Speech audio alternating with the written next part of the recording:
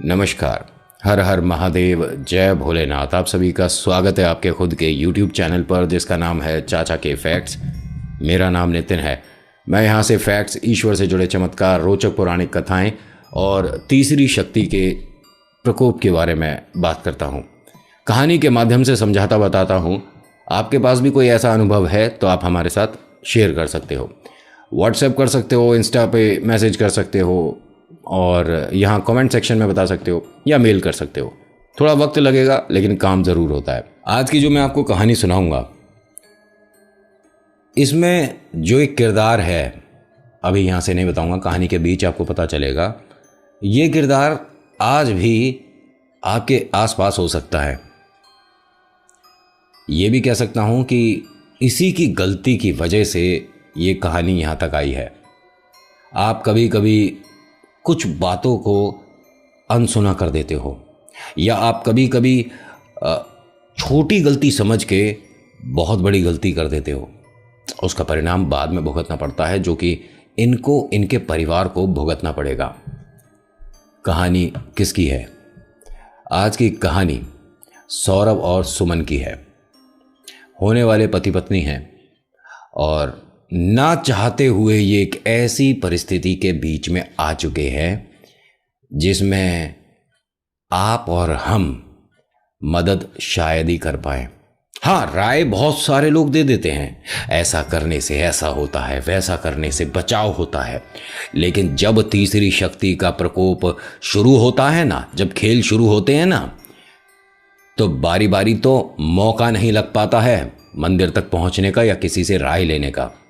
उनके खेल होते जिस दिन देख लोगे ना अपनी आंखों से, तो आप कहोगे कि शायद ये आदमी, ये इंसान, ये औरत हमें डराने के लिए ऐसा कर रही है। ऐसा है नहीं, वास्तव में ये खेल बड़े भयानक होते हैं।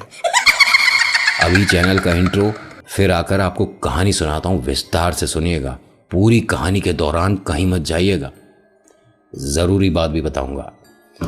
कुछ लोगों के सवाल है ना कि हमारे घर में हमें कुछ नेगेटिव एनर्जी लगता है कि है। बताऊंगा थोड़ी देर बाद।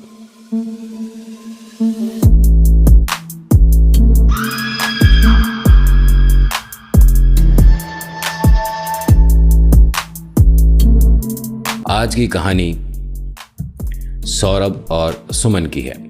पहले दोनों को जान लो। सौरभ एक अच्छी कंपनी में अच्छे ओहदे पर है। सुमन जो है ये टीचर है, लेकिन अब इन्होंने अपना रेजिग्नेशन दे दिया है जी, क्योंकि ये जा रही हैं अब पतिदेव के घर। शादी होने वाली है, सिर्फ 2 दिन बचे हैं शादी में। और घर परिवार को थोड़ा सा आपको बता देता हूँ। सुमन जो है ये बुलंदशहर की रहने वाली है। आपने सुना ही होगा, बुलंदशहर, सिकंदराबाद, इस तरफ आपका गाजियाबाद, दादरी, सब सुना है ना? नहीं सुना तो देख लो, मैं आपको कहानी के माध्यम से दिखाऊंगा। ये जो सुमन है ये बुलंदशहर की रहने वाली है और इनका एक मतलब होता है ना कि हर लड़की का शादी पे एक अपना अलग सा ही सपना होता है, एक अलग इच्छा होती है। इन्होंने अपनी माताजी से ये कहा कि हमारे बुलंदशहर में कोई भी ऐसा अच्छा बुटीक नहीं है मुझे जहाँ पर तैयार होना है। और मेहंदी भी मैंने ख़ास जो ये दादरी से आगे है वहाँ उनसे जाकर लगवानी है और पापा को आप मनाओगी। और 1 मिनट, मैं आपको एक बात क्लियर कर देता हूँ, इस कहानी को उस कहानी से मैच मत करना जो आपके अभी दिमाग में आई है, क्योंकि अभी जो आगे होगा ऐसा अभी तक हुआ ही नहीं है, इसीलिए कहानी यहाँ पर आई है। ध्यान से सुनना। अभी फ़िलहाल सिर्फ मैं इन्हीं के बारे में बात करूँगा, ठीक है? सुमन जो है अपनी माता के बहुत ज़्यादा करीब है और पिता ये मान लीजिए कि कभी भी सुमन की आंखों में आंसू नहीं देख सकते। एक इनका छोटा भाई है और ये भाई बहुत ज़्यादा मेहनती है, इसीलिए कि वैसे भी घर में ये पूरे काम कर रहा है, अपनी पढ़ाई भी कर रहा है और पापा के साथ साथ दुकान पर भी वक्त देता है, इसीलिए ये मेहनती है। अच्छा है, प्यारा है, थोड़ा चंचल है, नटखट है, यार दोस्तों के साथ घूमना फिरना होता। भाई यंग एज है, ये नहीं घूमेगा तो कौन घूमेगा? अभी तक आपको सब कुछ अच्छा दिख रहा है ना? सुमन ने जैसे ही माताजी से कहा तो माता ने कहा कि भाई बड़े बुजुर्ग जो है ना घर के, ये सब आए हुए हैं और शादी में बेटा बेकार का ड्रामा हो जाएगा। सब लोगों को मौका लग जाएगा, मौका मिल जाएगा बातें बनाने का। क्या बोलेंगे तेरे बारे में, मेरे बारे में, पापा के बारे में, उन्हें अच्छा नहीं लगेगा। अरे सब लोग यहीं अड़ोस पड़ोस में कहीं मेहंदी लगवा लेते हैं, लगवा ले। और तैयार होने में क्या, तू इतनी सुंदर है, तू कुछ भी पहनती है अच्छी लगती है। उसने कहा ना मम्मी, मेरा मन है तो है। देखो मैंने पापा से बहुत पहले इस चीज़ की अर्जी दे दी थी और उन्होंने कहा था जैसा तेरा मन हो वैसे जाकर तैयार हो। अरे तेरी शादी है, तू नहीं तैयार होगी अच्छे से तो कौन तैयार होगा। और मैंने यहाँ देख लिया, मेरी जो दोस्त वगैरह हैं उनकी शादी मैंने देखी थी, कुछ अच्छे से मेकअप नहीं होता, बस मुझे नहीं कराना यहाँ पर। बेटिया ने जिद पकड़ ली। अब इनके घर में एक बुजुर्ग ताई है, ठीक है। उन्होंने कहा कि क्या हो गया, क्यों परेशान है बिटिया। इन्होंने कहा ताई जी ऐसा है कि इसने कहा है कि मुझे मेहंदी लगवानी है और ज़िद पकड़ रही है, यहाँ से तकरीबन 22-23 किलोमीटर दूर जाकर मेहंदी लगवानी है। तो उसने कहा तो क्या हो गया, लोग तो यहाँ बुलंदशहर से दिल्ली तक चले जाते हैं, ये तो फिर भी थोड़ी सी दूर जा रही है, तू क्यों परेशान हो रही है भाई, बात है क्या, सही बात क्या है। उसने कहा वो सारा इलाका ना सुनसान सा है, बड़ा अजीब लगेगा, और जो भाई है छोटा, अगर बड़ा भाई होता तो खैर उसके सहारे भेज भी देती। मैंने कहा तो क्या हो गया, घर में इतने भैया हैं बड़े बड़े, सब में कोई भी चला जाएगा, तू परेशान क्यों हो रही है। और कौन सा इसने जाकर बस पे लटक कर जाना है, अरे घर में गाड़ी है, तुम्हारे घर में ड्राइवर है, उसको भेज दो और साथ में एक कोई बहन चली जाएगी, एक बड़ा भैया चला जाएगा, क्यों परेशान होती है। अब ये तो खिलखिलाकर हंस गई और ताई के गले लग गई कि ताई जी आपने बहुत बड़ी समस्या हल कर दी। उसने कहा बिटिया कल तेरा ब्याह है, तू हमेशा खुश रहनी चाहिए, परेशान ना हो, तू अपना मेहंदी लगवा कर आ। अब घर में जी एक बड़े भैया, नहीं नहीं मैं नहीं जाऊंगा, मैं क्यों जाऊं, तू मेरी शादी में चली थी क्या, तू कितना लेट आई थी, मैं तो नहीं जाता मेहंदी लगाने। अब ये भैया की ना बहुत ज़्यादा तारीफ़ें करी गई पहले तो भाभी जी के सामने, ये शादीशुदा है, तब भैया माने। अब ये जो भैया हैं, इनका छोटा भाई और उनकी धर्मपत्नी भाभी, ये सभी लोग हैं गाड़ी में, ये ही गाड़ी चला रहा है। अब ये मेहंदी लगवाने के लिए निकल गए हैं जी। घर से काफ़ी दूर है ये रास्ता, और आपने अगर कभी सफ़र करा है तो बुलंदशहर और दादरी वाले रास्ते पर या सिकंदराबाद वाली रोड पर कब जाम लग जाए भाई कोई भरोसा नहीं होता।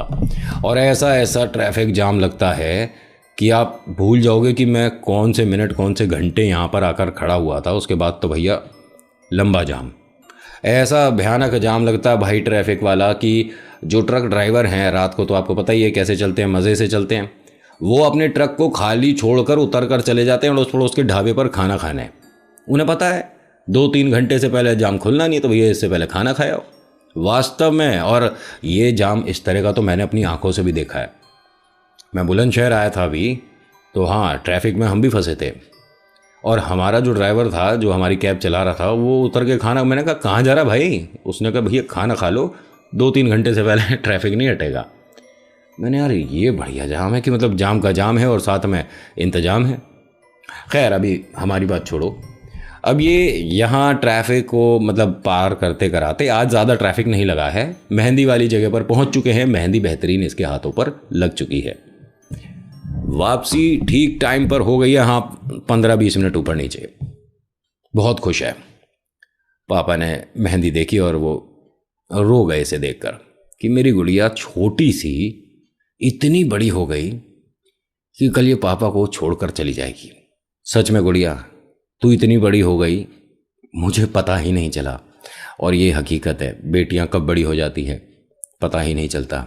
पिता के आज आंखों से आंसू रुक नहीं रहे हैं। इस गुड़िया ने अपने पापा को गले लगा लिया और कहने लगी कि पापा अगर आप परमिशन दो तो वो तो राजी है, घर पे ही बैठा लेंगे उन्हें, मैं कहीं नहीं जाऊंगी। सच में आपकी बिटिया से वो बहुत प्यार करते हैं, मैं कह देती हूँ यहीं रख लेंगे उन्हें, दुकान पर जॉब दे देना। और ये हंसने लगे। अरे बिटिया पागल है, ऐसे नहीं बोलते हैं, तू सच में दामाद जी को ऐसा बोल मत दियो। उसने कहा अरे मैं तो बोल दिया एक बार कि जितना तुम्हारे को वहाँ पैसा मिल रहा है तुम यहाँ रहो मेरे पास और पापा तुम्हारे को तनख्वाह दे देंगे। पापा ने कहा सच्ची में तूने बोल दिया क्या? अरे मजाक कर रही हूँ पापा। अभी ये गुड़िया ने अपने पापा के आंखों से आंसू चुरा लिए, चेहरे पर मुस्कुराहट देकर। बहुत खुश हैं दोनों। अपने कमरे में आती है, अपनी सभी दोस्तों को, अपनी बहनों को मेहंदी दिखाती, सब बहुत खुश है, एकदम माहौल चहकता हुआ शादी का बेहतरीन है। आपको कुछ शादी की झलकियां दिख रही होंगी अभी तक, है ना। ये जो भाई है ये थोड़ा चिंतित है, परेशान है। क्यों? कि भाई जब कल बारात आएगी और ऐसे में अगर ट्रैफिक, हाँ इनका एक छोटी सी रिक्वायरमेंट है कि ये लोग वहाँ मतलब दिल्ली आकर शादी नहीं करेंगे, क्योंकि ये जो लड़के वाले हैं ये वैसे गुजरात से है और इनको पहले प्लानिंग था कि दोनों फैमिलीज़ यहाँ दिल्ली में कोई जगह शादी कर लेंगे, कोई भी होटल होगा बढ़िया सा, वहाँ शादी हो जाएगी। लेकिन लड़की वालों की एक गुजारिश, रिक्वेस्ट, फरमाइश, कुछ भी मान लो, कि क्या आप यहाँ आकर कर सकते हो। उन्होंने भी इनकी बात को अहमियत दी और उन्होंने हाँ करा। वो लोग गुजरात से दिल्ली एक बड़े से बढ़िया से बेहतरीन से होटल में आकर रुके हुए हैं और अगले दिन इन्हें यहाँ बुलंदशहर आना है। और ये तब की बात है जब यहाँ पर एक बड़ा मैदान, जिसे फार्म हाउस भी बोल सकते हैं, ऐसा था, उससे थोड़ा सा छोटा। शादी का दिन है, पति पत्नी फ़ोन पर बात कर रहे हैं और माहौल एकदम प्यारा है, बेहतरीन है, कोई समस्या नहीं है। दोपहर के 3 बजे करीब मम्मी ने कहा कि बिटिया तेरे को तैयार होना है, अब सच सच बता तुझे कौन से बुटीक या किसके। कह रहे कि मैंने तो बात कर रखी है, जहाँ मेहंदी लगी थी वहीं से तकरीबन 5 किलोमीटर दूर पर उनका एक बड़ा बुटीक है मेहंदी वालों का ही, जिनसे मैंने मेहंदी लगवाई है और वहाँ अपॉइंटमेंट लेनी पड़ती है। मैंने 1 हफ्ते पहले बुकिंग करा दी थी क्योंकि मुझे पता था मैं तुम्हें मना लूँगी, और कल उन्हें मैंने पेमेंट भी कर दी है। तो आज मैं, भैया, हम सब चले जाएंगे। उन्होंने कहा आज बड़ा भाई कैसे जाएगा, उसका यहाँ होना ज़रूरी। एक काम कर, तू छोटे को ले जा। लेकिन छोटे को गाड़ी चलानी नहीं आती मम्मी, मैं इसे लेकर जाऊंगी इतनी दूर। अरे तू मोटरसाइकिल से चली जा, जल्दी जा, जल्दी आ। अरे मैं लहंगा वगैरह होगा, मुझे वो तैयार करेंगे, मैं मोटरसाइकिल से थोड़ा ना आ सकती हूँ, मैं तो गाड़ी से ही जाऊंगी। उन्होंने कहा बिटिया देख ऐसा है, समस्या हो जाएगी, मतलब कोई मना कर देगा, तेरा मन खराब होगा, मतलब आंसू निकलाएंगे ना तो चेहरे पर रौनक नहीं रहेगी। मैं जो कह रही हूँ कर, अभी तू निकल जा और आकर जो थोड़ा बहुत तेरे को यहाँ पर टचअप वगैरह करना हो यहाँ कर लियो ना, तू बस इसके साथ जा और मोटरसाइकिल से चली जा। तभी यह आता है इनका छोटा भाई, क्या हुआ, तू गाड़ी चलानी सीख लेता तो ये दिक्कत नहीं होती। तो उसने कहा कि किसने कहा मुझे नहीं आती गाड़ी चलानी, घर की तो नहीं चलाता, अपने दोस्तों की तो खूब गाड़ी चलाई है मैंने। सच्ची में? हाँ। टेंशन ख़त्म। तो इनके साथ एक इनकी जो ख़ास दोस्त है वो भी चल रही है। लड़के ने गाड़ी निकाली है, दोनों जने बैठे और ये निकल गए। तकरीबन 4, सवा 4 बजे का वक्त था। जब घर से निकले हैं तो दीदी थोड़ा पेट्रोल वगैरह डलवा लेता हूँ, डलवा लीजिए। अब बातों बातों में ये ट्रैफिक में आकर खड़े हो गए हैं। बहुत ज़्यादा परेशानी हो रही है क्योंकि ये जानते हैं कि यहाँ का ट्रैफिक अगर एक बार लग गया तो भाई साहब बहुत देर हो जाती है। फिर भी धीरे धीरे सरकते सरकते सरकते सरकते थोड़ा सा ट्रैफिक खुला, आए गए, निकले इधर उधर, जैसे तैसे करके बस ये वहाँ पहुँच गए। अभी वक्त हो रहा है 7, यानी शाम के 7 बज गए। और ये मान लो कि ये घर से जब निकले हैं, पेट्रोल डल गया और हाईवे पर आ गए तो तकरीबन 5, सवा 5 बजे का वक्त था। 7 बजे ये बुटीक के अंदर आ गई है। भैया ने कहा कि फटाफट से 15-20 मिनट में जो तैयार होती है हो जाए और फिर निकलेंगे वरना ट्रैफिक लग जाएगा। तो वो जो तैयार कर रही थी उन्होंने कहा कि बेटा जी, ये दुल्हन का जो मेकअप होता है इसमें थोड़ा वक्त लगता है, तुम जाओ घूमो खेलो, इधर उधर जाओ, बहुत टाइम लगेगा। फिर भी कितना टाइम? 2 घंटे मिनिमम। 2 घंटे नहीं लगने चाहिए हमारे को ना पापा, मतलब हम दोनों को पिटाई कर देंगे। 2 घंटे नहीं दीदी, क्या बोल रही है ये? उसने कहा कि अच्छा ठीक है 1 घंटा, 1 घंटे में आप तैयार कर दो, हम लेट हो गए। उन्होंने कहा कि ऐसा थोड़ी ना होता है, मतलब आप क्या बोल रही हो, थोड़ा वक्त तो लगता है। उसने कहा कि कुछ भी, आप बस जल्दी कर दो, छोटे तू एक काम कर, बाहर जाकर घूम ले। उसने कहा ठीक है। वो बाहर आ गया, अपना गाड़ी में बैठा हुआ है, बैठे बैठे झपकी आ गई, सो गया। जो इनकी फ्रेंड है और ये जो होने वाली दुल्हन है ये बुटीक के अंदर हैं, तैयार हो रही हैं। वक्त हो गया तकरीबन 8:30। 1.5 घंटा हो गया इसकी आंख खुली, इसने देखा कि अभी तक दीदी आई नहीं है। अंदर आता है दोबारा, अरे कितनी देर और, बस आधा घंटा और। बस ये आधा घंटा करते करते 9:15 बज गए। अभी जाने में भी इन्हें समय लगेगा। अब ये वहाँ से बाहर निकले हैं तो घर से तकरीबन 25 बार फ़ोन आ लिया जी। हर बार बस अभी आ रहे हैं, बस रास्ते में हैं, बस रास्ते में। अब करते करते ये 9:15 यहाँ बज चुके हैं। गाड़ी में बैठे हैं, हाईवे पे आ गए 15 मिनट में। ये मानिए कॉलोनी से थोड़ा बाहर तक आने में 15-1 मिनट लग गया। हाईवे पर देखा ट्रैफिक लग रहा है भाई साहब। अब ज़्यादा चिंता हो रही है क्योंकि ये ट्रैफिक बहुत धीरे धीरे चल रहा है और यहाँ से कोई शॉर्टकट मिल नहीं रहा है। तो क्योंकि ये यहीं के रहने वाले हैं तो कुछ हल्के फुल्के छोटे छोटे शॉर्टकट्स, कुछ यू टर्न, कुछ इधर उधर से पेड़ों के पास से निकाल लेना, ये इन्हें पता है भाई, बचपन से यहाँ पे हैं। तो दीदी ने कहा कि मुझे ऐसा ध्यान है आगे वाला जो यू टर्न है उससे अगर हम गाड़ी कच्चे रास्ते से निकालेंगे तो घर जल्दी पहुँचेंगे।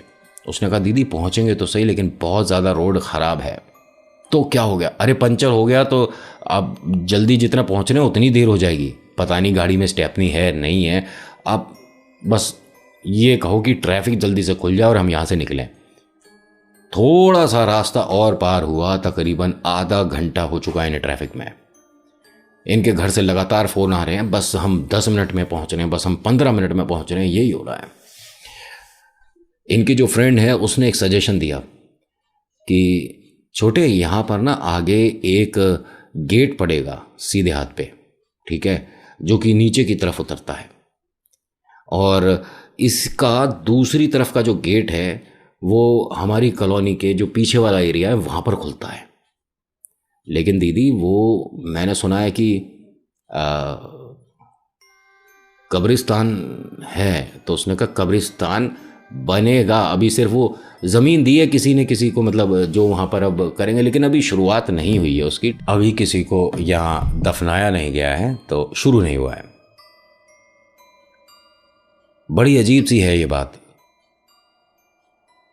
भाई ने पहले तो मना कर दिया, फिर घर से पापा का फ़ोन आया और पापा बहुत ज़्यादा गुस्से में हैं कि अगर तुम वास्तव में 15 मिनट में घर नहीं पहुँचे तो यहाँ बहुत बड़ा ड्रामा हो सकता है।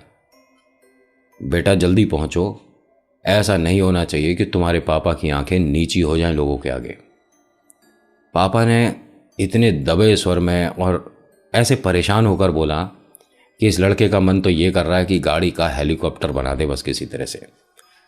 ये छूटते ही उनसे क्या बोलता है कि दीदी आप जगह बताओ कौन सी है, कहाँ से मुझे गाड़ी निकालनी है, क्योंकि मैं ये सीधा जाकर 12 किलोमीटर पार करूँ, इससे अच्छा है कि यहाँ से 1-1.5 किलोमीटर का जो रास्ता है, कच्चा रास्ता, यहाँ से पार कर लेता हूँ। कह रही लेकिन वहाँ गेट है, छोटे पहले जाकर बात करनी होगी, तू गाड़ी आगे से यू टर्न लेके नीचे उतार।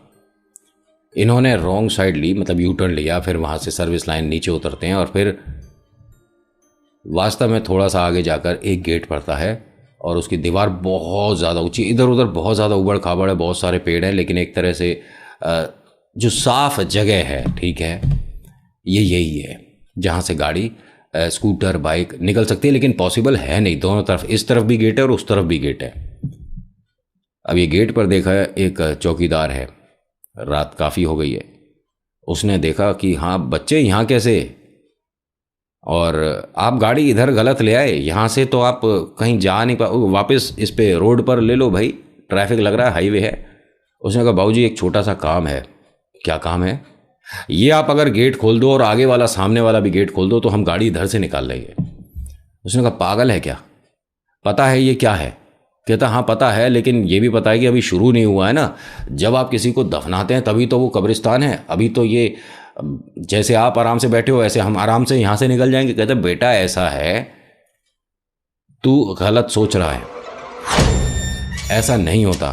कह रहे अरे आप मेरी बात समझे नहीं, जब ये कब्रिस्तान शुरू होगा, ठीक है, अभी तो सिर्फ ये सुनने में आया है ना कि किसी ने किसी को एक तरह से दान में ये ज़मीन दे दी है, जब शुरू होगा तब थोड़ी ना इस तरह से कोई आएगा गाड़ी लेकर, और आएगा भी तो भाई ये इधर का जो एरिया है सारा, ये ही तो दफनाने के लिए है। जो इधर की रोड है, जो इस गेट से उस गेट के बीच की जो रोड है, ये तो रोड ही बनेगी, लोग आकर गाड़ी ही रोकेंगे यहाँ पर, तो हम अगर इस रोड से निकल जाएंगे तो क्या परेशानी है। उसने कहा बेटा जिद मत कर, यहां ऐसे मैं नहीं जाने दूंगा। तभी ये दुल्हन भी उतरी हैं और इनके साथ की जो सहेली है वो भी उतरी हैं। हाथ जोड़ती हैं कि बाबूजी बहुत ज़रूरी है यहाँ से जाना, वरना हम बहुत लेट हो जाएंगे, पापा को बहुत ज़्यादा परेशानी हो रही है, बस आपको 10 मिनट लगेंगे।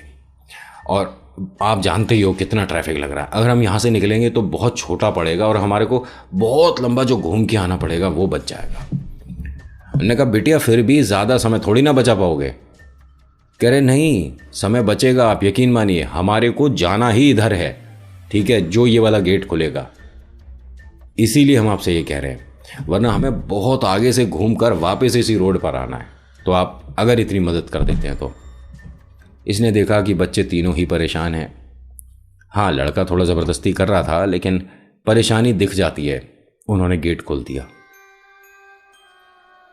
अब ये उनके साथ गाड़ी में अंदर बैठ गए और तकरीबन ये जो रोड है एक किलोमीटर से थोड़ी सी कम है, मतलब बहुत बड़ी जगह। अब तो वहाँ पर बता रहे हैं कि शायद कुछ और ही बन गया है, जैसा इन्होंने बताया। कब्रिस्तान के लिए अलॉट हुई थी, फिर या कैंसिल हो गई हो या क्या है, उसके बारे में हम ज़्यादा नहीं जाएंगे, लेकिन अब वहाँ कुछ और बन चुका है। और दूसरी तरफ के गेट पर ये आए हैं, इन्होंने वहाँ का भी ताला खोला है, सभी को आशीर्वाद दिया, खुश रहो, और वो लोग चले गए। घर पहुँच गए आधे घंटे में। तकरीबन 2 घंटे लगने वाले थे, लेकिन उन बाबूजी की मदद से ये लोग घर सही से ठीक टाइम पर आ गए। ठीक नहीं, थोड़ा 1-1.5 घंटा लेट है, लेकिन पहुँच गए। बिटिया से पूछते हैं कि हो गई मन की तसल्ली, करा लिया अपना मेकअप? अब जैसे ही उन्होंने बोला है, इसने इस तरह से पोंछना शुरू कर दिया, ठीक है, अपने चेहरे को, अपने गले को, अपने, मतलब ये अभी इसी मेकअप के लिए लड़ लड़ा कर इतने घंटे परेशान होकर वहां गई है, जो कि इसने पहुंचना शुरू कर दिया। मम्मी ने एकदम हाथ रोक दिया इसका, क्या कर रही है तू, ये है, मुझे नहीं करना, ये हटा मेरे मुंह पे से, ये हटा मेरे मुंह पे से। अब बड़ी अजीब तरीके से बोल रही है। इसकी फ्रेंड आ गई, दोनों हाथ पकड़ लिए और इसे बोलते हैं कि अरे तू कर क्या रही है? मतलब ये तुझे पता है कि टचअप नहीं होगा, ये दोबारा से मेकअप करना पड़ेगा तेरा सारा, तू ये कर क्या रही है, क्यों कर रही है? नहीं, ये हटा। इसकी ये जो हालत है या हरकत है, ये देखी उन्हें ताई जी ने कि एक बात बता लल्ला, तुम लोग आए कहाँ से हो और ये इस तरह से क्यों माया कर रही है? कह नहीं, हम तो सीधे सीधे रास्ते से आए हैं, किसी ने नहीं बताया कि बीच में कहाँ पर होकर आए थे या कहाँ से आना पड़ गया, मजबूरी थी। और ऐसा नहीं है कि कब्रिस्तान बोला तो वहाँ से इनके साथ कोई लग लिया, ऐसा नहीं है। हाईवे पर इस तरह की भटकती हुई आत्मा, रूहें आम बात है।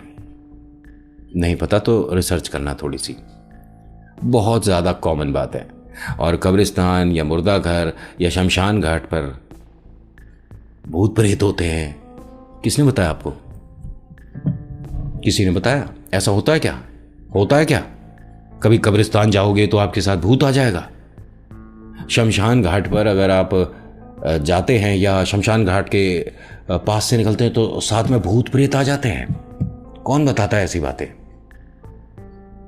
भूत प्रेत आपके हमारे फोन में कैप्चर भी नहीं होते हैं। पहली चीज तो आप उनकी फोटो नहीं खींच सकते, वरना हर आदमी कैमरा लेकर, कोई 13 मेगापिक्सल, कोई 20 मेगापिक्सल, उन्हीं की फोटो खींचता रहेगा। खैर छोड़ो भैया, जिसकी जैसी इच्छा। अभी फिलहाल इनकी हालत देखकर ताई जी ने अनुमान लगाया है कि कोई ऐसी परेशानी है बिटिया जिससे जूझ रही है और किसी को बता नहीं पा रही। बिटिया के सामने आईना लाती हैं, छोटा सा शीशा, और जैसे ही इनके सामने लाई उसने हटा दिया। ताई जी ने कहा कि बिटिया को कछु भी अभी मीठा मत खवा दियो, मतलब कि कुछ भी मीठा नहीं खिलाना है गुड़िया को अभी, और ये मांगेगी। उन्होंने कहा कि आप ऐसा क्यों बोल रही हो? कह रहे मेरे को ऐसा लग रहा है, जो कि नहीं होना चाहिए। पहली बात तो मेहंदी लगे में ये गई, और कहीं ना कहीं कोई ना कोई घीली है मेहंदी इसकी हाथ किया, ये जो भी इसने करवा रखी है उस पर जल्दी आकर्षित होते हैं इस तरह की शक्तियाँ। उसकी महक, मतलब आप 100% ये चीज़ रिसर्च करके देख लेना कि ये जो मेहंदी की महक होती है, चाहे आपके सिर में लगवा रखी हो, हाथों में लगवा रखी हो, ये खींचती है, और इस तरह खींचती है कि वो ना चाहते हुए आ जाए यहाँ तक। वो समझ रहे हो ना किनको बोल रहा हूँ। अम्मा जी ने जो कहा ये इन्होंने इनके पापा को बताया। पापा ने कहा ऐसा है, ये सब किस्से कहानियाँ अभी फ़िलहाल दिमाग से हटाओ, बिटिया को तैयार करो फटाफट से। और वहाँ से भी फ़ोन आ रहा है, भाई अच्छा थोड़ी ना लगता है, वो लोग हमारे लिए इतना कर रहे हैं, वरना तो दिल्ली में शादी हो रही थी, अब वो हमारे लिए इतना कर रहे हैं और हम ही देर से अच्छा लग रहा है क्या ये? उन्होंने कहा हाँ हाँ बस गुड़िया को तैयार कर रहे हैं। वापस से इसका मेकअप किया गया। ये मानिए कि वहाँ जाकर वो जो इतने घंटे की मेहनत थी ना, वो सब बेकार। उसने सब पहुँच दिया एकदम से, कुछ नहीं। अब घर से निकलने के लिए सभी लोग तैयार हैं और बाहर निकलते में ये मानिए कि इसने अपना पैर जानबूझ के मोड़ा एक तरह से, ठीक है। जैसा कि इनके रिश्तेदार ने बताया था कि हमने देखा है उसे वास्तव में अपने पैर को मोड़ते हुए, ठीक है। जो उन्होंने कहानी में ये बात ऐड करी थी कि मतलब जब वो सैंडल पहन रही थी ना, तो इस तरह से पैर को मोड़ा है उसने जानबूझ के, ऐसा नहीं कि गलती से मुड़ गया। फिर एकदम से नॉर्मल हो गई, रो रही है कि मेरे पैर में मोच आ गई। तो जब वो चल नहीं पा रही थी ढंग से, लंगड़ा रही थी, तो लगा कि हाँ भाई सही में चोट आ गई है पैर में, इसे सैंडल पहनाते हैं। बहुत मुश्किल से चल चला कर ये गाड़ी तक पहुंची है। गाड़ी में बिठाया गया है। अपने होने वाले हस्बैंड को फ़ोन करके पहले ही बता देती है कि मुझे कुछ अजीब सा लग रहा है, मन भी बेचैन सा हो रहा है, परेशानी सी हो रही है और मेरे पैर में भी अभी चलते चलते मोच आ गई। उसने कहा कोई बात नहीं, तुम्हारी तबीयत बिल्कुल ठीक है ना, तुम चाहो तो आधा एक घंटा घर पर इंतज़ार कर लो, आराम कर लो, ठीक है, फिर आ जाना। नहीं नहीं, आप बहुत अच्छे हो, आप इतना सब कुछ मेरे लिए सहन कर रहे हो, बर्दाश्त कर रहे हो, आप लोग सब पहले ही इतना परेशान हो चुके हो, मैं आ रही हूँ। उसने कहा लेकिन तबीयत ठीक है अब तुम्हारी? उसने कहा हाँ बस अजीब सा लग रहा है, कुछ समझ नहीं आ रहा, भूख बहुत तेज़ लग रही है। अब वो हंसने लगा कि अगर भूख लग रही है तो अच्छी बात है, आओ यहाँ पर पहले नाश्ता कर लेना। भाई अपने होने वाले पति से या फॉर्मेलिटी ही करने लग गए तो कैसे चलेगा आगे का जीवन। जैसे ही इनकी गाड़ी वहाँ पर विवाह स्थल पर पहुँची है, जो होने वाले हस्बैंड हैं वो आते हैं पूछने कि सब ठीक है, तबीयत ठीक है इसकी? हाँ बिल्कुल ठीक है। नहीं बताया पैर में कुछ चोट आई है, मोच आई है? हाँ पैर मुड़ गया था।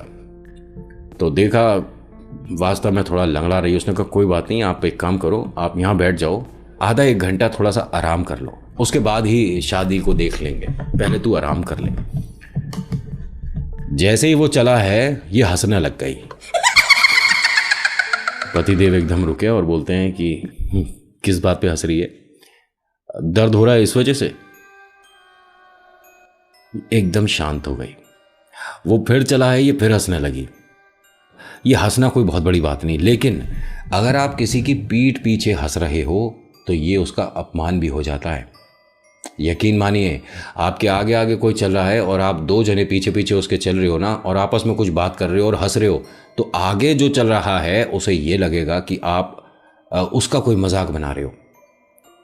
कभी कभी ये बात इतनी बुरी लग जाती है कि आर्गुमेंट बहुत ज़्यादा बढ़ जाते हैं। एक बार हुआ, दो बार हुआ, इसने बर्दाश्त कर लिया, तीसरी बार वो जैसे ही इस पर हंसी है, वो तो आपको भी पता है कि कुछ खेल अलग चल रहा है। तभी ताई जी क्या बोलती हैं, अरे गुड़िया तू जीत गई, मैंने तुझसे कही थी कि दामाद जी को ऐसे 3-4 बार अगर तू परेशान कर देगी तो मैं तुझे 501 रुपये दूंगी, तू जीत गई, अब तू शांत हो जा। अब वो हंस के क्या कहते हैं कि मतलब ताई जी कोई शर्त करे? अरे हाँ मेरी और गुड़िया की शर्त लगी हुई थी, आप पहुँचिए हम आ रहे हैं। बात संभाल ली ताई जी ने। अब यहाँ ताई जी जो हैं इन्होंने क्या करा, अपना पर्स खोला, पर्स में से एक वो होता है ना छल्ला रबड़ बैंड, और जिसे एक जो हेयर्स को टाई करने के लिए हमारी माता बहनें पहनती हैं, मतलब लगाती हैं, छल्ला मान लो, ठीक है, उसको इसके पैर पर बांधा है। जिस पैर में चोट आई थी ना, पैर पर बांधा है, कुछ पड़ के बांधा है, और उसमें अंगूठे को भी लपेटा है। मैं कैसे समझाऊं आपको, उन्होंने फ़ोटो दिखाई थी। मतलब पैर पे इस तरह से छल्ला है, ठीक है, और छल्ले को ही अंगूठे पे भी बनाया है कुछ पढ़ के, और ये काफ़ी नॉर्मल हो गई है। उसके बाद ताई जी ने इनकी मम्मी से साफ कह दिया कि तेरी बिटिया पर किसी हवा का प्रभाव है, शादी आराम से निपट जाए ना तो बहुत बड़ी बात है। बालाजी के आगे जाकर दीपक जला दे अगर शादी ठीक होनी है तो। किन्हें मानती है? उन्होंने कहा अरे हमारे घर में सभी की पूजा होती है, लेकिन आप ऐसा मत बोलो ताई जी, डर लग रहा है, आप क्या बोल रही हो, हमारी छोटी सी गुड़िया पर ये ऐसा थोड़ी ना। कह रहे अब है तो मैं जो कह रही हूँ उसमें सच्चाई तो है। देख तू थोड़ी सी भाई बड़े शहर में जा रही है गुड़िया, तो शायद इस बात को ना मानना ही होगी, लेकिन इस पर कोई हवा है और यूँ धीरे धीरे इस पर थोड़ी हावी हो रही है। इसलिए कह रही हूँ गुड़िया के लिए बालाजी के आगे दीपक जला दे। तभी इनके जो मम्मी जी हैं वहाँ कुछ लोग आए और आपसे आंटी जी कुछ काम है, आप आइए आइए। चली गई। ताई जी ने 2-3 बार कोशिश करी, आवाज़ दी, बुलाया, लेकिन वो बिज़ी और लोग उन्हें वहाँ छोड़ नहीं रहे। किसी को कभी कोई काम पड़ रहा है, कभी कोई काम पड़ रहा है। और ये गुड़िया जो है ये मानो इस तरह से बैठी हुई है और सबको इस तरह से देख रही है जैसे सबको पहचानने की कोशिश कर रही है। बाल बिखरे हुए हैं। ये दुल्हन नहीं लग रही है इस वक्त, ये थोड़ी डरावनी लग रही है। ताई जी आई इसके पास और कहती हैं कि बेटा नाम क्या है तेरा? क्या करेगी नाम जान के? नहीं बेटा नाम तो बता। और हमारी गुड़िया के साथ कैसे आया? ये लाई मुझे। तो बेटा आज तो गुड़िया की शादी है और मैं चाहूँगी तू कुछ देर को, मतलब कुछ खाएगा तो हम मंगवाएं, भूखा हूँ। क्या खाएगा बता?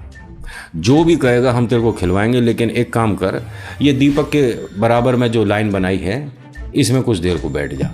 उनकी ये लैंग्वेज है, उनकी जो भाषा है वही मैं इस्तेमाल कर रहा हूँ। मतलब कोई दीपक है, कहीं जल रहा है, कोई सी जगह, ठीक है, उसके पास बैठ जा, इस तरह से बोला। नहीं मैं नहीं जाऊँगा।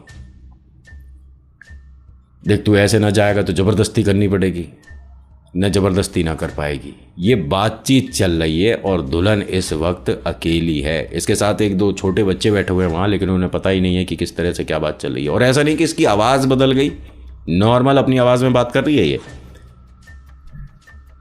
जो अम्मा जी हैं, मतलब ताई जी, इन्होंने कान को मतलब दोनों नाखूनों से पकड़ा है और क्या बोला क्या नहीं बोला अपने को तो नहीं पता। और वो एकदम से रोने लग गई। आवाज़ में हल्का सा परिवर्तन, तभी बोलती हैं ये, बिटिया तू ठीक है? हाँ हाँ ताई जी लग रहा है, छोड़ो। उससे बोलती हैं कि तेरे पास 10-15 मिनट है, फटाफट से अपना मेकअप कर। इसके सामने शीशा आया। अरे ये क्या हालत हो रही है मेरी? ऐसा मेकअप किया था उसने, उसे तो पैसे देने ही नहीं चाहिए थे। एकदम नॉर्मल हो गई है ये।